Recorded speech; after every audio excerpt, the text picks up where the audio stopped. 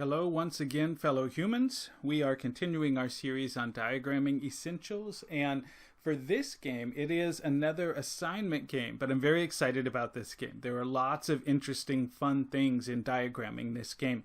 So let's go ahead and get started. This game comes to us courtesy of test 24. It's section 4, and it's numbers 18 through 23. So it's the last logic game in that section. Now, the first thing we notice is once again, we have variables and we have categories, only now we have 9 different treatments that are available, 9 different treatments for which the doctor is going to prescribe exactly 5. So 5 of them are going to be in, but 4 of them are going to be out, which is crazy. That's a lot of variables that are not going to be used. And also, instead of the normal 2 categories or something like that, we have 3 categories. And those categories have a lot of restrictions. So let's go ahead and start by cataloging our different variables, of which there are 9. Let's start with the first one, antibiotics. And you know how I'm going to do this. I'm going to go ahead and say, all right, A circled for antibiotics. And those are going to be F, G, and H. 3 dietary regimens. What am I going to do? I'm going to make a D, circle it. And those dietary regimens are N, M, and O. And then lastly, we're going to have 3 physical therapies. So I'm just going to put T for therapies, circle it once again, and those are going to be U, V, and W. Just like that. Now we know the doctor is going to prescribe 5. We know 4 out. One way you could do that is to use our dashes again, and you could just make 5, right? And then you could just sort of make some way to distinguish that from 4. All right, that might be one way to do it. We'd be using our dashes, dividing in versus out. Great. But we've got 9 variables. We've got them in 3 categories. And of course, I forgot. I'm going to put my little 9 here. I'm going to circle it. Tells me I did all that. And I'm not sure that 5 lines here and 4 lines here, I'm not sure that's really effective, especially as I see that all of my rules have to do with the variables and what can be prescribed with what. If I do this 5 and 4 thing, man, I could create board upon board upon board, and I'm not sure that that's the most efficient, quickest, or most helpful way to do this. So when I look at my rules and I see that all of them have to do with the variables, that tells me that the variables are more important. And they're more important because in assigning, I'm going to be assigning what's in and what's out based on the interactions and connections among the variables over here.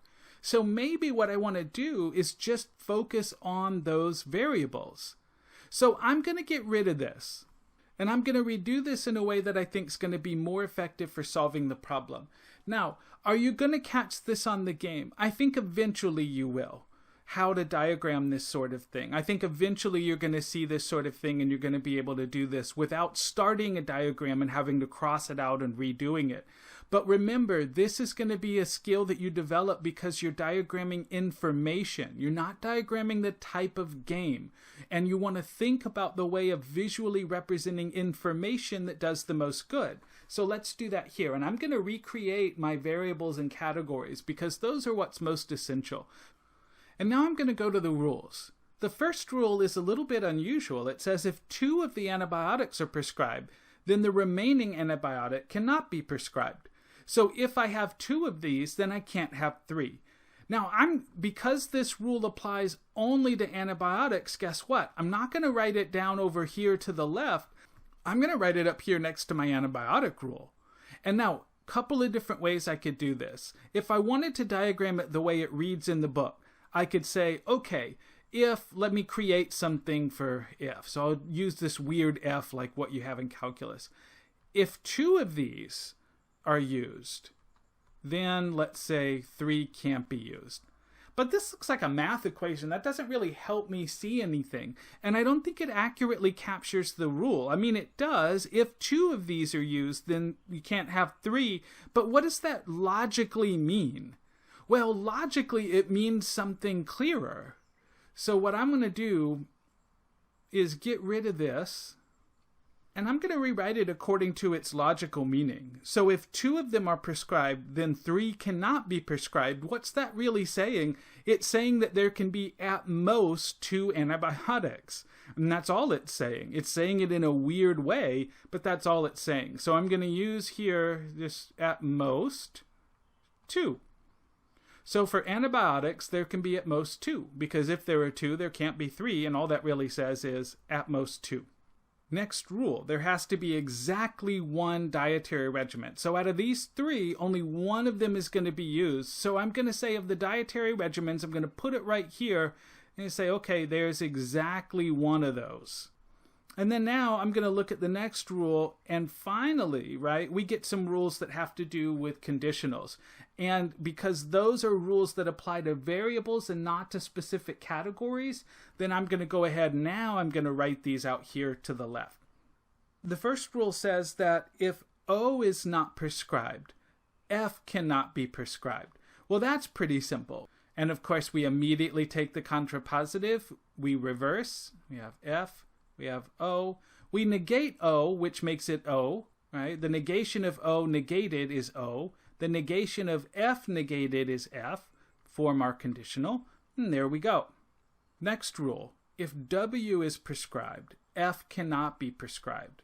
And again, we take the contrapositive right away. We reverse F, W. The negation of not F is F. The negation of W is not W. Form our conditional.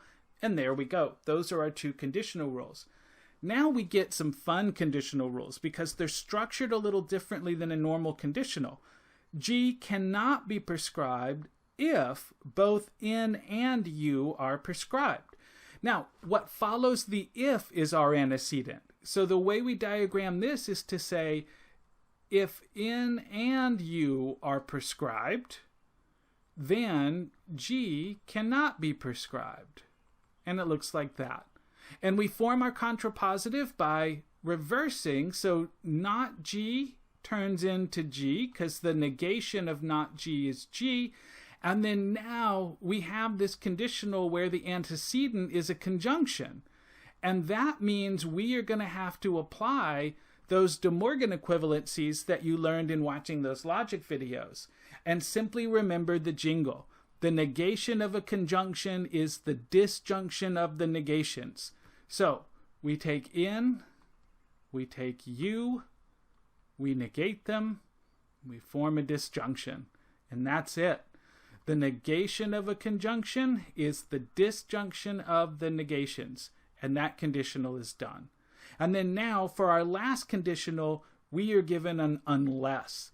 And we also saw how to diagram those based on what you learned in that quick guide to unless.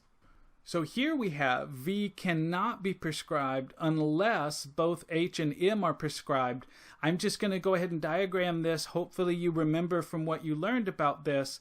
You drop down the antecedent and negate it. So V cannot be prescribed. So the negation of not V is V. Form your conditional. Drop down the consequent and leave it alone. So that's going to be H and M. So V cannot be prescribed unless both H and M are prescribed says if V is prescribed, H and M are prescribed. And our contrapositive, we reverse and negate. So V comes over here and gets negated. And once again, we have to negate this conjunction. The negation of a conjunction is the disjunction of the negations. And there we go. So if V is prescribed, H and M are prescribed. And that means that if either H or M is not prescribed, then V cannot be prescribed. And that's it. That's our diagram. But notice how much fun that was. And notice that we didn't use dashes at all, because the dashes turn out to be irrelevant because all of our rules have to do either with the specific treatments that we're looking at, or they have to do with our variables. So I don't need to draw diagrams of lines of what's in and what's out. The game gives me all of that. And what's interesting is that with the exception of these dietary restrictions and antibiotic restrictions, all of my rules are conditionals. And what that means is that as conditionals, it's going to have to do with the relations among variables. And just the way that many of these variables relate, plus these restrictions on certain types of treatment, I think this would be a very easy game. But this is the diagram, and that's how simple it is. But it requires that we not simply unthinkingly diagram this in a way we might have learned. We have to think about the information we're given, and this, very clear.